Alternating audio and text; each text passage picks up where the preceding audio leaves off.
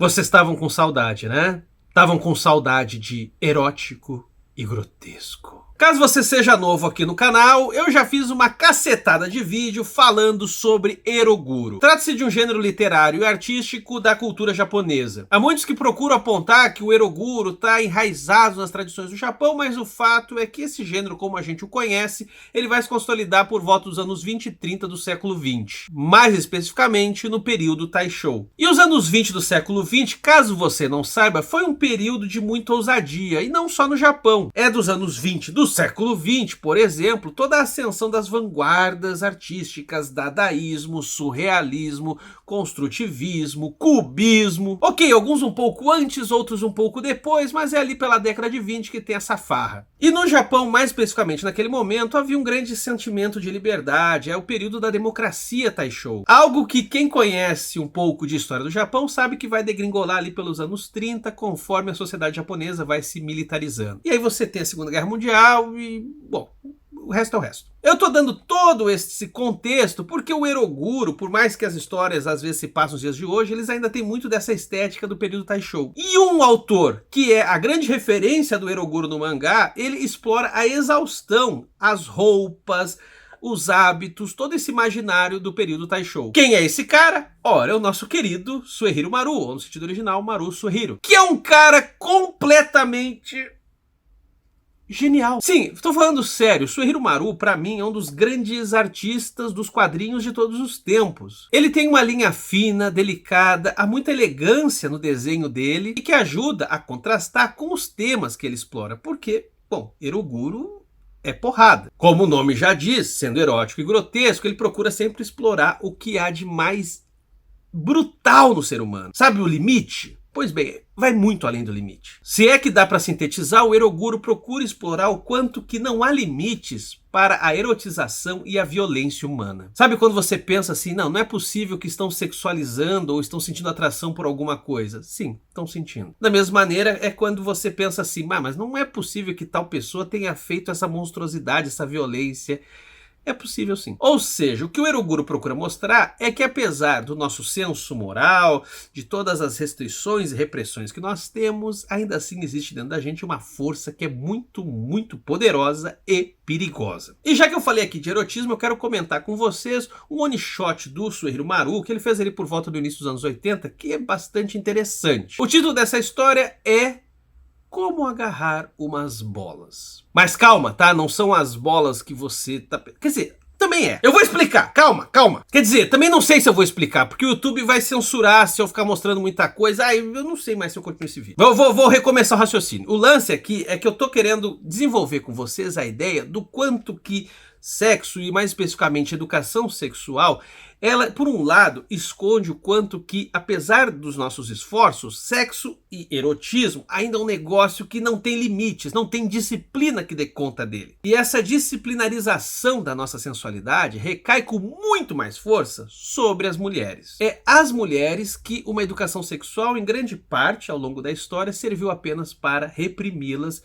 e fazer delas objetos úteis para os homens. E por que eu tô falando toda essa parada? É porque essa história do Suehiro Maru é justamente sobre isso. Mas antes de eu começar a falar coisas que eu não deveria estar falando, eu peço que você curta o vídeo se estiver curtindo, se inscreva caso seja novo por aqui e compartilhe. E compartilha mesmo, tá? Principalmente para aquela pessoa que vai ficar horrorizada. É a melhor pessoa para você compartilhar algum vídeo como esse. Além disso, seja um apoiador, porque já que eu falo essas coisas horríveis e o YouTube tira a monetização dos vídeos, eu preciso de apoiador, né? E tem recompensas bem legais, como lives aqui comigo, grupo de estudo, grupo no Telegram, sorteio de gibi. Eu vou deixar o link do nosso apoio na descrição do vídeo no primeiro comentário fixado. Ah, e você agora pode ser apoiador aqui pelo YouTube, por um valor bastante sugestivo, R$ 6,90. 69. Mas vamos lá, vamos falar aqui do Suehiro Maru. Eu vou passar aqui a história pra vocês, ela é bastante curta na verdade, tem 15 páginas. A jogada aqui é bastante interessante. O Suehiro Maru pega alguns textos dos anos 20, dos anos 30, sobre educação sexual, sobre a higiene das mulheres, coisas desse tipo, e procura fazer ilustrações que ora corroboram isso, ora produzem um contraste extremamente pesado. A história começa falando da importância da higiene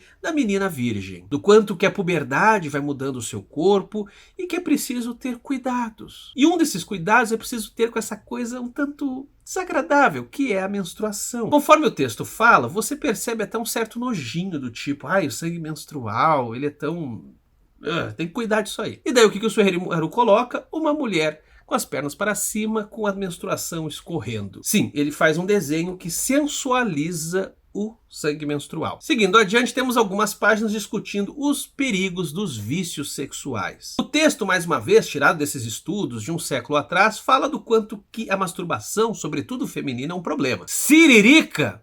Não. E o motivo é porque a siririca, ela destrói uma mulher. Ela tira dela a sua disciplina, a sua vontade de viver. Se a mina ficar viciada de botar a mão na pomba, o punho, o braço inteiro, sei lá, ela não vai fazer mais nada. E quando é que você percebe que a mulher já é uma vítima dessa siririca violenta? É quando ela pega no sono durante a aula, sabe? Você é meio dorminhoca? Você é porque passa a madrugada inteira com a mão na pomba. Obviamente, vocês podem ver, para contrastar esse discurso, o Suerimaru não precisa nem fazer muita coisa, né? É só desenhar esta jovem que tem um imenso prazer por estar descobrindo e tocando o seu próprio corpo. Aliás, quando a gente tá falando aqui de jovem, só para ficar bem claro, a gente tá falando de mulheres de quase 20 anos, sacou? O que torna tudo isso que a gente tá falando extremamente violento. Ou seja, a gente tá falando para mulheres de 20 anos que elas não deveriam estar se tocando, não. Que elas deveriam se manter castas, produtivas e disponíveis para o seu futuro marido. É quase uma lógica do tipo, olha, não gasta muito o teu corpo porque outra pessoa vai usar. Há inclusive um quadro bastante interessante mostrando essa mulher excitada indo dormir com as mãos amarradas dentro de um saco. E o texto, por sua vez, traz uma ressalva. Talvez seja bom botar esse saco também nos pés, porque tem gente que consegue fazer com os pés. E aí eu fiquei pensando pra caramba.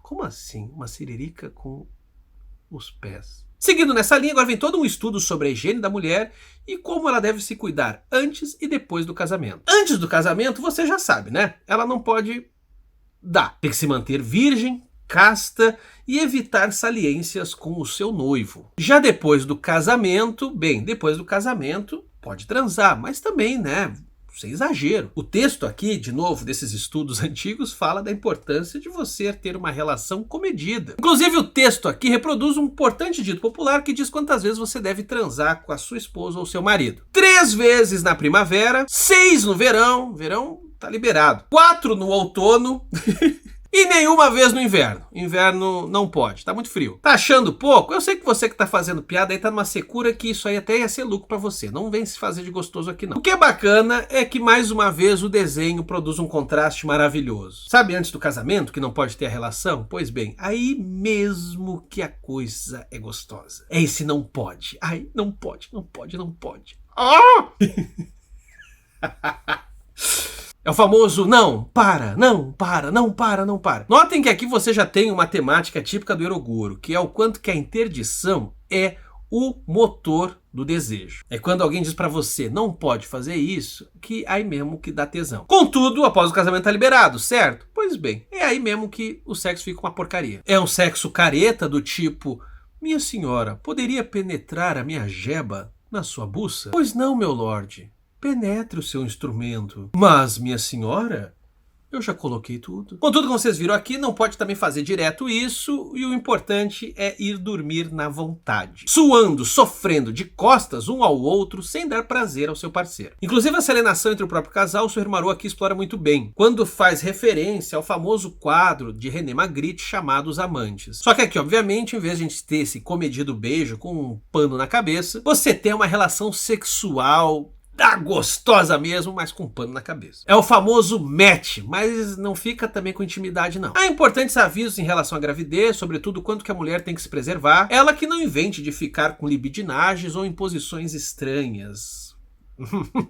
Obviamente você já deve ter adivinhado de onde vai vir o contraste. Os desenhos nos mostram posições bem criativas. Há também conselhos sobre como manter a harmonia no casamento. Aqui mais uma vez prevalece o discurso de que excessos não são bem-vindos e o Suerimaru contrasta isso com uma penetração anal um tanto acidental. Não sei também se foi bem acidente. Detalhe pro olhinho virado da moça. Inclusive aqui fica o aviso do quanto que a vida íntima do casal só interessa a eles. Tudo deve ser feito entre 4 paredes e mais ninguém deve ficar sabendo de nada, participar de nada. Contudo, a gente vê um desenho de um velho que a gente não sabe se é pai do rapaz ou da moça e que está assistindo os dois transando e batendo uma punheta. A coisa começa a ficar mais bizarra quando vem os alertas em relação às DSTs, doenças sexualmente transmissíveis. Porque enquanto que o texto procura prevenir e orientar em relação à sífilis, porque o que o desenho mostra é uma galera que curte mesmo com o corpo cheio de chagas, ainda assim chupar um pau purulento. Tá ficando eroguro, né? Inclusive, há advertências feitas às mulheres para que elas fiquem ligadas se o seu marido não é um pervertido. Porque, afinal, isso pode se mostrar algo que atrapalha o casamento. Como mostra o desenho aqui, quando a mulher, no meio do ato sexual, resolve cortar a garganta do marido e se banhar no seu sangue. Já na relação com os filhos, é também preciso tomar cuidado para que os filhos não se entreguem, mais uma vez, a esse vício que é a punhetinha e a siririca. E aí aqui você tem mais um episódio onde, quando o garoto é descoberto, ele resolve esporrear na cara do seu pai e ainda tirar um sarro. Por fim, há um breve comentário sobre sadismo e escopofilia. Não chega nesse ponto. Caso você não saiba, escopofilia é voyeurismo, é gostar de observar os outros. E o mangá termina com uma mulher encaixotada, com apenas um buraco, onde o homem penetra ali e depois ele se diverte enfiando um pedaço de pau. Pro horror dessa mulher, que parece estar extremamente incomodada, gritando dentro da caixa. Fim, acabou! Bonitinho, né? Esse finalzinho com a mulher dentro da caixa nos dá uma perspectiva sobre essa história. Porque o que a gente vê ao longo de todo o mangá é uma produção de saber que serve apenas para colocar as mulheres numa caixinha. Regular seus desejos, suas vontades e fazer delas uma coisa que sirva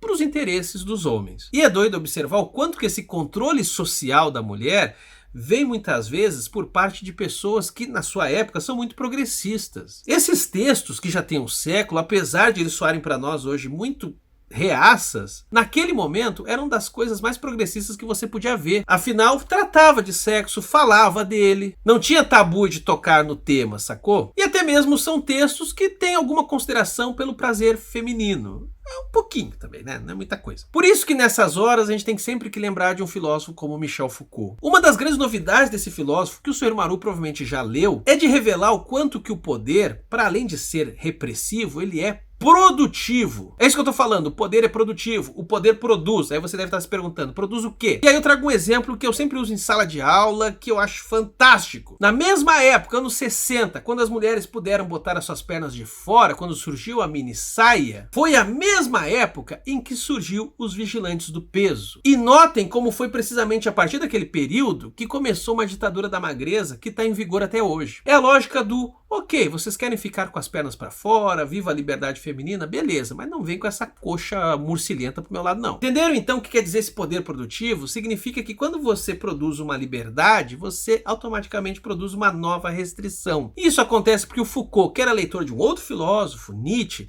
tem muito claro que por mais que a gente procure lidar com as relações de poder, elas sempre vão estar em jogo. Sempre vai ter poder em disputa, independentemente do quão progressista ou não é essa sociedade. De modo que a educação sexual, por mais que seja necessária, quero deixar isso bem claro aqui, ela é muito importante, mas por mais que ela tenha uma série de boas vontades, ela ainda assim esbarra com esse limite. Ou seja, por mais que a educação sexual não procure ficar reprimindo as pessoas e tal, ainda assim ela acaba disciplinando o sexo, disciplinando o prazer, disciplinando as formas eróticas. E sim, eu sei que hoje a educação sexual está muito mais avançada e ela tem muito consciência dessa questão, a autocrítica faz parte desse campo de estudo, contudo os próprios sexólogos reconhecem. Nós estamos sempre lidando com esse meio fio, com essa condição que de um lado procura se livrar dos tabus, ou seja, vamos falar sobre o assunto, mas que por outro lado, ao falar sobre o assunto, corre o risco de sempre estar disciplinando aquilo que por essência não consegue ser muito disciplinado. Acho que um outro exemplo bom é filme pornô. Vocês já notaram hoje o quanto que tem gente por aí que só consegue trepar no roteiro de um filme pornô? E qual é o roteiro? Bom, eu explico pra vocês. Começa com cada um se chupando, depois você tem penetração vaginal, isso pra pornô hétero, daí logo em seguida evolui pra cu,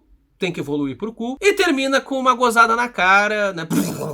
É isso aí. Notem, portanto, o quanto que essa indústria pornô, que parte de uma premissa libertária, ou seja, pô, vamos mostrar sexo, filmar sexo, comercializar sexo, qual é o problema? Notem o quanto que essa indústria, que procura às vezes se ver como transgressiva, despudorada, ela acaba no final das contas domesticando ainda mais o sexo. E aí você tá me assistindo deve estar perguntando, tá, mas então qual é a solução? E a resposta que eu tenho pra vocês é, não tem solução, a gente tem que conviver com essa contradição mesmo. É isso que eu tava dizendo, para sexólogos isso é muito claro, essa contradição é inerente e a gente procura apenas, no final das contas, mitigar problemas. As contradições fazem parte e em alguma dose tá tudo bem. Porém, todo mundo que estuda erotismo, e aqui é o caso do Sr. Maru também, sabe muito bem que existe um além. Aquilo que diante da disciplina extrapola a disciplina. É como se tudo aquilo que fizesse parte daquele mundinho que é do erótico extrapolasse esse próprio mundinho. Ou seja, aquilo que não cabe ser erotizado também pode ser. E quando eu falo também pode ser, eu não estou endossando, eu estou dizendo que é o que acontece. E sim, isso é muito grotesco, porque a gente começa a ficar pensando em casos horripilantes que muitas vezes povoam nossos noticiários. E é sobre isso, sobre essa falta de limite do humano, que o Eroguro trabalha. Suehiro Maru, portanto, é um gênio, é um monstro, porque ele consegue captar, atenção, palavra bonita, a incomensurabilidade dos desejos. Por isso que eu concordo com os filósofos que vão dizer que desejo não é falta, desejo é excesso. É excesso de querer e querer mais. Daí que quando não pode, eu quero, e quando pode, eu quero outra coisa. E eu não vou parar, eu não vou ter limites. Não há limites por quanto que o meu desejo é violento. Inclusive, eu já até fiz vídeo aqui no canal sobre como que o Suehiro Maru mostra para nós que a guerra é o ápice desses desejos violentos. Do quanto que lá a gente tem uma experiência erótica de ficar eviscerando o outro. Por isso que essa ideia do prazer entre quatro paredes, conforme ele vai mostrando aqui, é uma loucura, não faz o menor sentido. E de novo, eu não estou entrando aqui no mérito de se isso é certo ou errado, só que não é assim que funciona. De certa maneira dá até para pensar, esse desejo não só extrapola as quatro paredes, como as derruba. Em resumo, a sociedade é pautada pela putaria e pela violência dessa putaria. Essa é a frase para terminar aqui, para mostrar que esse vídeo tem cultura e para deixar você mega incomodado. Eu, inclusive, não sei como é que esse vídeo vai entrar pro ar. Será que vai entrar pro ar? Digam aí se vocês querem que eu fale mais de Eroguro, de Suehiro Maru, de outros autores, mangakás que trabalham com Eroguro. Inclusive, eu posso também começar a falar para vocês de cinema Eroguro, com ator. Mas vocês também precisam me dizer aí se vocês querem uma coisa dessa, porque eu não quero ser preso, a não ser que dê bastante inscrito. Mas deu, fica bem aí, chega. Segue a gente nas nossas outras redes sociais, TikTok, Twitter e Instagram. Obrigado por assistir. Valeu, pessoal.